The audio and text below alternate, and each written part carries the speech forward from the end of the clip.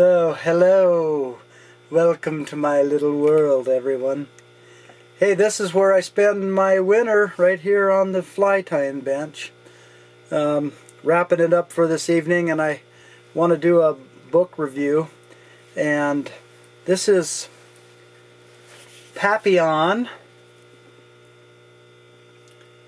and it's by Henry Charrière, and I know I mispronounced that, so thanks to the wonderful connection that I have to the entire world right here at my fingertips. This is compliments of howtopronounce.com, and hopefully this is better. Henri Charrière. Henri Charrière. Anyway, this book that I have was copyrighted in 1970. So the book's been around a long time, and I don't want to do this book review like like you would in school, where it's kind of almost like the teacher just wants you to prove that you read the book. It's going to give you a quiz on all the details, which there were a lot of details in this book. And that alone created it a little bit of dauntingness to it. It created a little bit of dauntingness, and so that wasn't the only thing, though. I think mostly it was hard to read because it was, for me, it was really violent, and but there was such a message of hope. And like I said, a book review, you could probably go on Chat GPT. It would probably write up a pretty nice book review for you. But what I want to talk about is what it meant to me, and also about the time and place when you read a book. To me, that's I don't know what that's about, whether it's luck or synchronicity. When the stars line up and you read a book and it means so much to you when you read it. So I read this book back a couple months ago in the right in the middle of winter, and and I'm ready to turn another page in my book of my life. So in that regard, it meant a lot to me. His quest for freedom, he tried probably at least 8 different times, no less than that many times, to escape. And he was thrown into the French penal colony, and this was like back in the 30s. He was about 25 years old, and he was in there for like 14 years, and in and out of these French escaping. When I say in and out, he was thrown into solitary confinement a couple times, and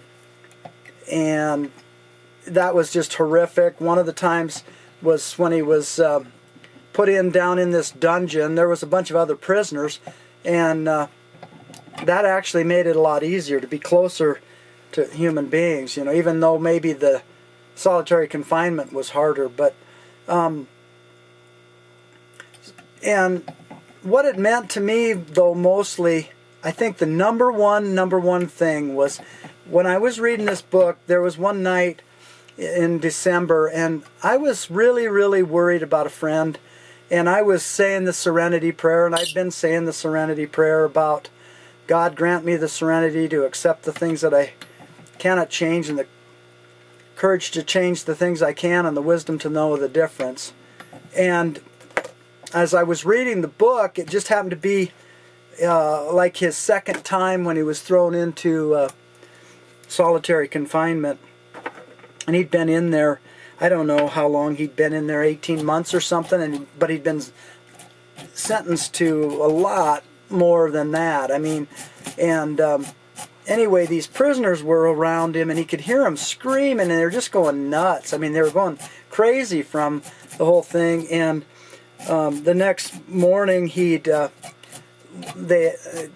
a prisoner had committed suicide that was in an adjoining cell, and that really did have an effect on him. It unnerved him.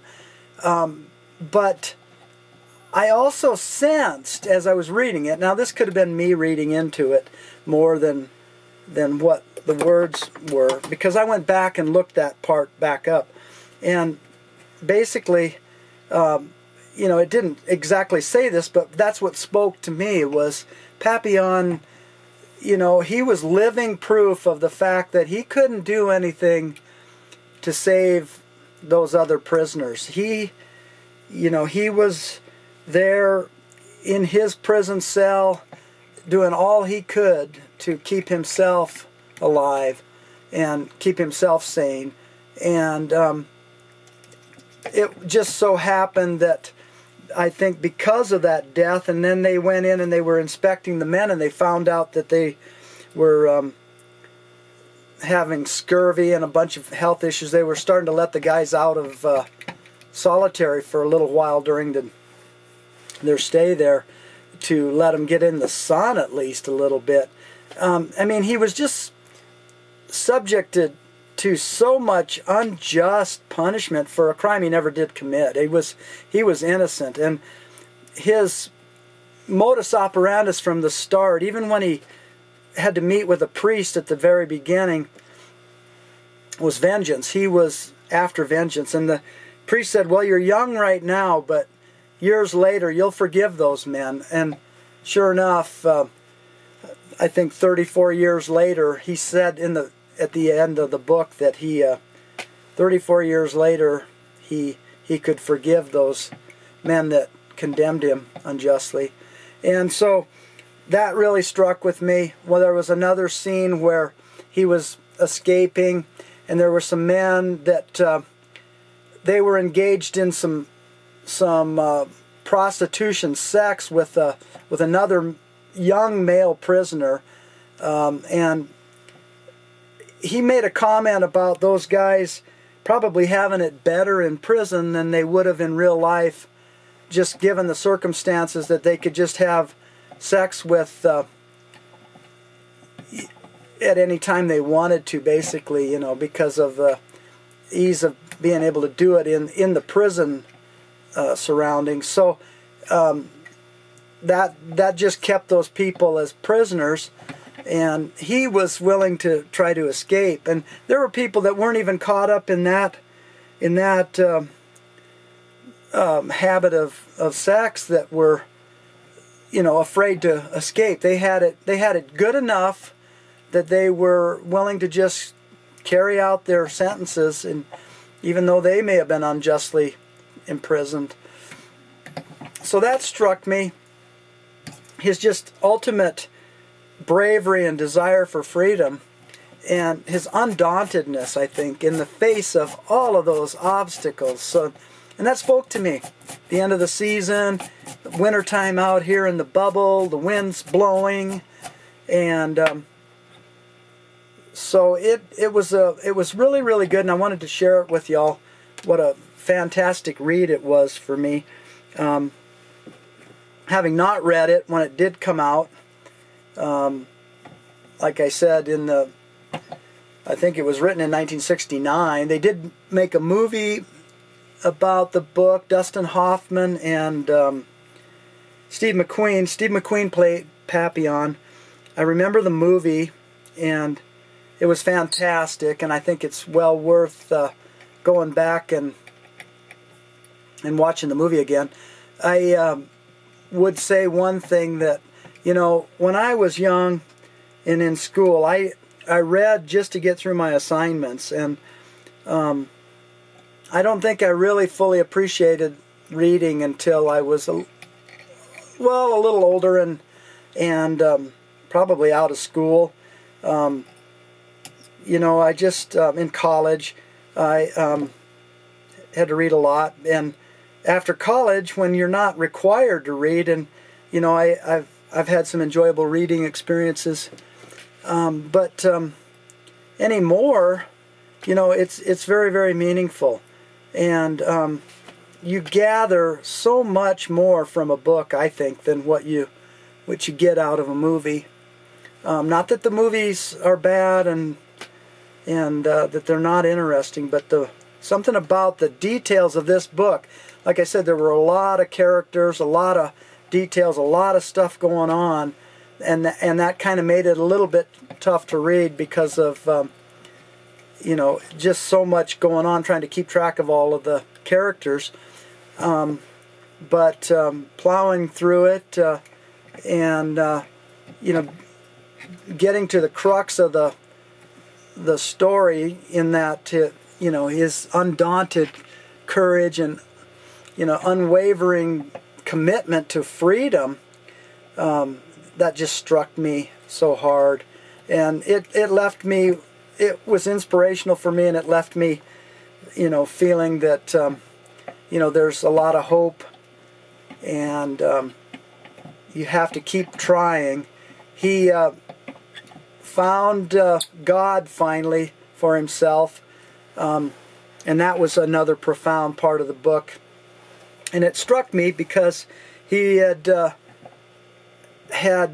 kind of cursed God there at times in some failed escape attempts that he had, and he was kind of trying to treat God maybe like a puppet that he could ask favors for, and that God would grant him favors. But finally, as he made his last escape, and he'd been out in the ocean and getting pounded around by the waves, and he felt infinitesimally small, and he said that here in my infinitesimal smallness, without looking for God, he said he found him, with a capital H, him.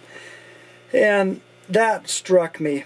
And so towards the end there, he'd met some wonderful people in the course of the book, and towards the end of the book he made a comment about modern day civilization, how absolutely barbaric he felt that his native country of France had, supposedly supposed to be civilized, but yet he found much more civility amongst some tribal people that he had lived with, and even some different people throughout his escapes that were actually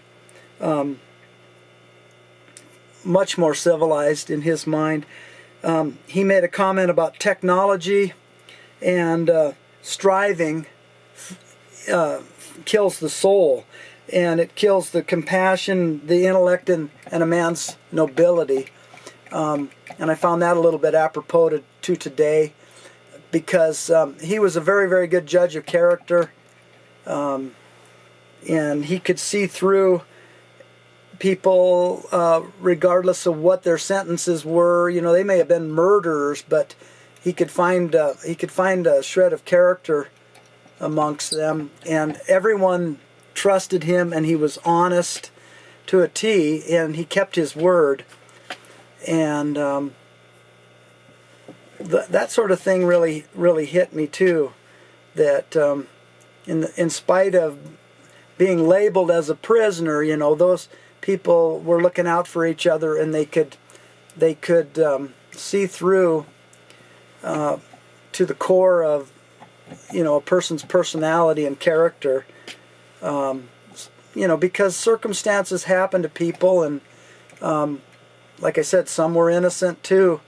Others had committed murders and crimes but I don't think any of them really deserved the terrible treatment that they were given.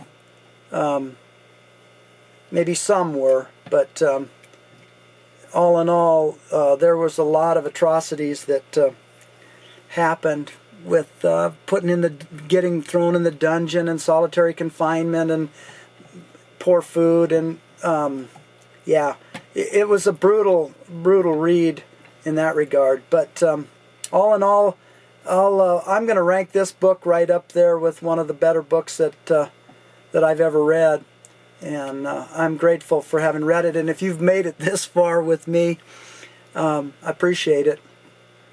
And thanks for listening, and this is Notes from the Bench signing off.